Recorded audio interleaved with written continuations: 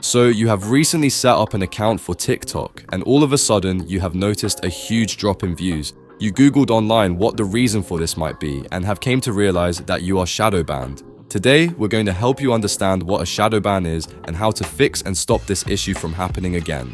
So how do we know we're shadow banned? A shadow ban is when your videos receive 0 or less than 200 views. You will be able to tell if your video is shadow banned, as you will get 0 views from the For You page. When you open up your video analytics, it will look something like this. So how do we stop it from happening?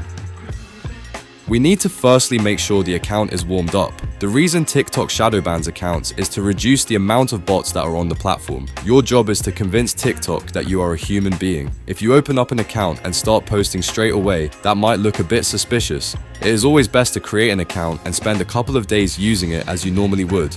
But no, that does not mean go down the For You page spamming and liking every post. Use your account authentically, or else you could run into more issues.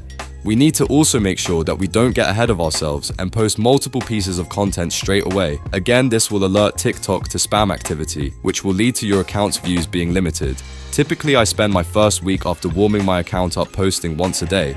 After a week of posting once a day, I will increase my frequency to 2 or 3 times if necessary. However, remember, in some cases less is more. TikTok has recently been putting emphasis on quality over quantity and would much rather you post 1 piece of quality content versus 3 average pieces. If you use a low quality VPN, this is most likely causing your shadow ban. Using a low quality VPN potentially means that multiple people are using TikTok on the same IP at a given time.